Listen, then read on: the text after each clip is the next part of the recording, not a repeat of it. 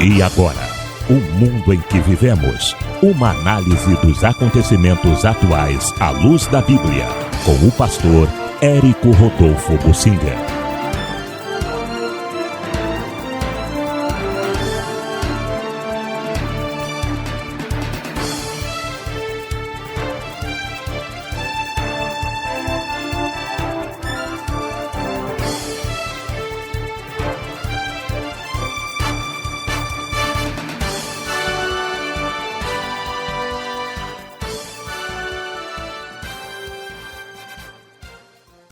Descansando na presciência e na soberania de Deus.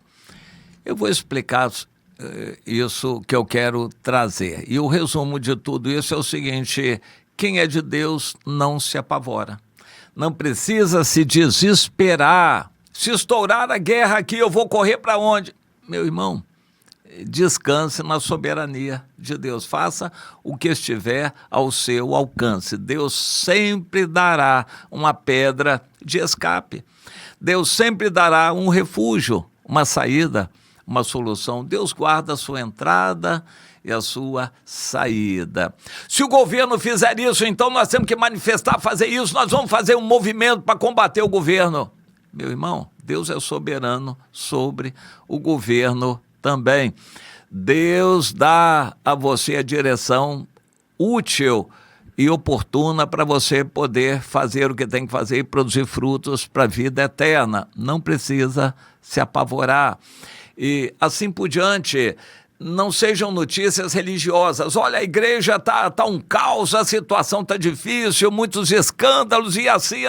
Meu irmão, Deus é soberano sobre a sua igreja. Ele sabe, conhece o coração de todos eles. A obra de Deus tem esse selo, diz o apóstolo Paulo para o seu filho Timóteo. O Senhor conhece os que lhe pertencem.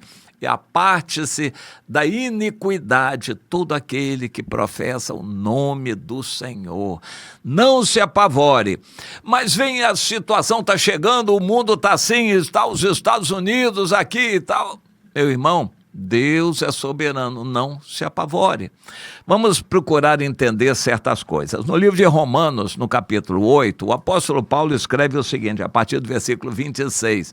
Não se apavore com oração. Você não vai mudar o mundo com a sua oração. Não adianta apavorar e convocar muita gente para orar, a campanha de oração, porque nós vamos mudar, vamos ganhar, conquistar muita gente, evangelizar muita gente, vamos fazer uma campanha de oração.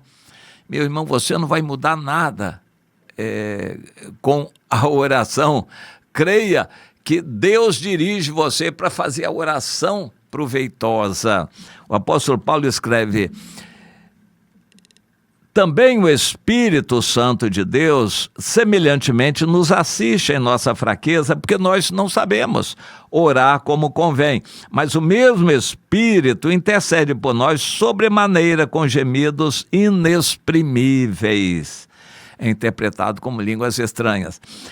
E aquele que sonda os corações sabe qual é a mente do Espírito, porque segundo a vontade de Deus é que ele intercede pelos santos. Ou seja, o Espírito Santo vai mover você a fazer a oração que Deus vai responder. Não é você que vai se apavorar e vai convocar gente para orar, para mudar a mão de Deus.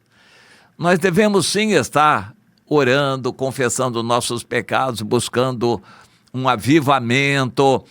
Isso sim, mas o Espírito Santo é que vai nos conduzir nessa dosagem. O Espírito Santo é que vai revelar aquilo pelo que nós vamos orar e pedir. Não é o nosso apavoramento, não é o nosso desespero que vai mover a mão de Deus. De vez em quando acontecem coisas assim. Olha, o comunismo está chegando aí, vamos orar. Vem leis aí terríveis que estão sendo gestadas no Congresso. Olha aí, o governo está assim, o STF está assado. Olha aí, vamos nos apavorar e orar. Nós temos que orar sempre, sem cessar, mas segundo a direção do Espírito Santo, que nos guia na direção certa, no pedido certo para a gente orar, entende? E então vem o magistral versículo 28. Sabemos que todas as coisas cooperam para o bem daqueles que amam a Deus, aqueles que são chamados segundo o seu propósito. Todas as coisas. O que vai acontecer no Brasil, o sangue derramado no Brasil, as confusões, as guerras que vão acontecer no Brasil, tudo vai contribuir para o bem dos que amam a Deus, os que são chamados segundo o seu propósito, que não precisam se apavorar, nem se desesperar, mas também não devem se distrair, nem voltar atrás. Meu irmão, temos que estar na direção de Deus, debaixo da sua soberania. E aí vem o versículo 29. Porque é uma explicação teológica. Aos que Deus de antemão conheceu, antecipadamente conheceu a presciência, também os predestinou para serem conformes à imagem de seu Filho. Deus nos predestinou para termos a forma do seu Filho, para sermos espirituais como Jesus, sermos discípulos de Jesus. Ele não predestinou para sermos esquentadores de banco de igreja. Ele nos predestinou para sermos semelhantes a Jesus, ativos, poderosos em palavras e obras, cheios do Espírito como Jesus. Ele nos predestinou. Mas nós, quem? Aqueles que de antemão ele conheceu. É uma presciência. Deus sabe tudo, o que você vai escolher. Ele conhece a sua preguiça, a sua acomodação, o seu mundanismo, o seu caráter misturado. Deus conhece as suas fraquezas. Mas a nossa parte a gente tem que fazer. Mas não é você que vai mover o braço de Deus, o seu apavoramento. Você vai atender aquilo que você pode fazer e não adianta querer fazer mais do que você tem a capacidade de fazer. E não é nem por você, é pelo Espírito Santo que vai fazer, entende? E aos que predestinou, Deus também chamou. Aos que chamou também justificou. E aos que justificou, por fim, glorificou. É Deus quem vai fazer tudo isso em nós de acordo com o nosso passo.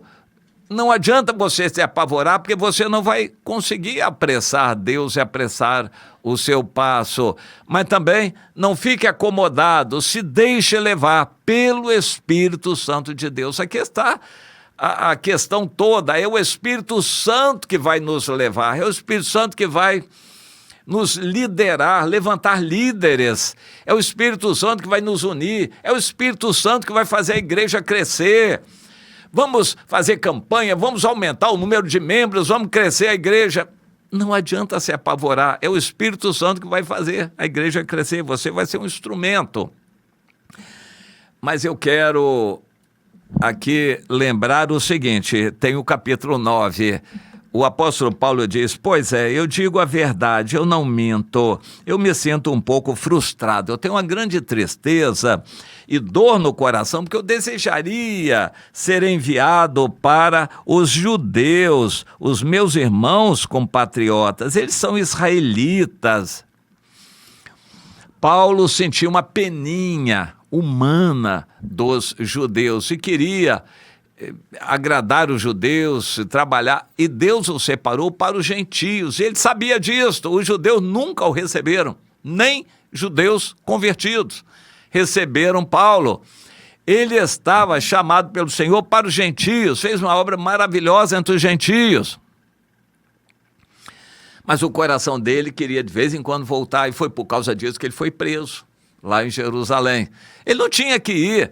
A oferta que ele queria mandar, outros podiam levar, ele não tinha que ir levar a oferta, mas ele queria ir, e isso ele insistiu contra profecias que Deus levantou no meio do caminho. Ele foi rebelde à vontade de Deus, porque ele queria ficar bem com os judeus. Hoje, esse problema não é o nosso. Nós, normalmente, não somos judeus, mas nós temos uma peninha dos crentes. Meu irmão, De forma semelhante, os crentes, as igrejas hoje podem ser assemelhadas no nosso coração como os judeus para Paulo, as sinagogas. Meu irmão, não fique com peninha de igreja. Se Deus meteu o malho, acabar de destruir templo, como está acontecendo na China, Ele é Deus. Isso vai ser para o melhor. Deus não respeita templos maravilhosos construídos por mãos humanas com o melhor da tecnologia, o maior aparato eletrônico. Deus não respeita essas coisas, não. Ele é Deus soberano.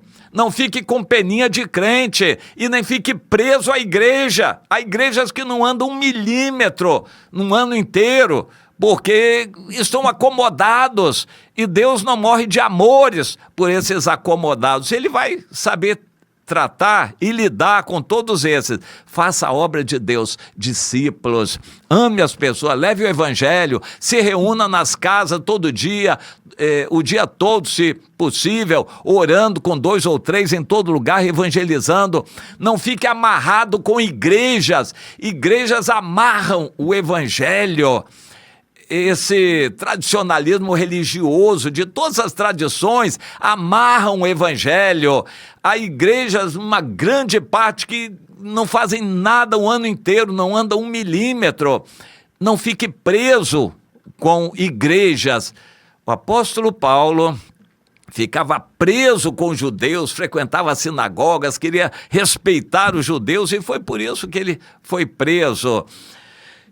Mas nós, de forma semelhante, não fiquemos presos com igrejas cheias de manias, de carnalidade, a religiosidade mecânica, sem obediência a Deus, crentes acomodados.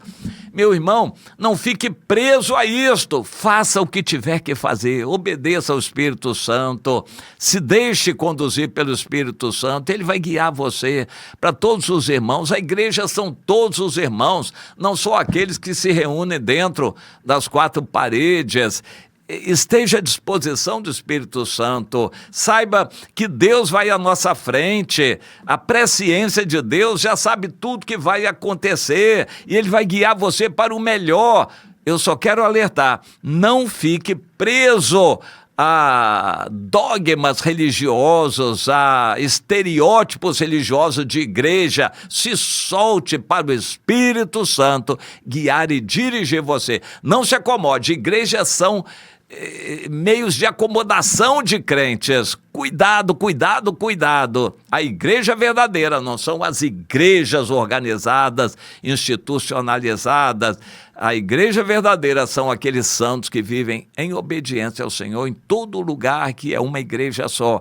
Esteja livre, solto para servir a Deus. O Espírito Santo guia e dirige a você, sem você estar como Paulo, que se prendeu aos judeus, e hoje muitos estão presos a estereótipo de igreja, roupa de igreja, linguajar de igreja, aparência de igreja e reuniões de igreja que não levam muitas vezes a nada. Cuidado com você se desviar com essa ideia estereotipada de igreja. Deus é Deus muito maior do que igreja, não habita em templos feitos por mãos humanas. O Espírito Santo é real para nós e Deus é soberano. Meu irmão, louve a Deus por isso e caminhe, porque Romanos 8:28 existe e Deus está no controle.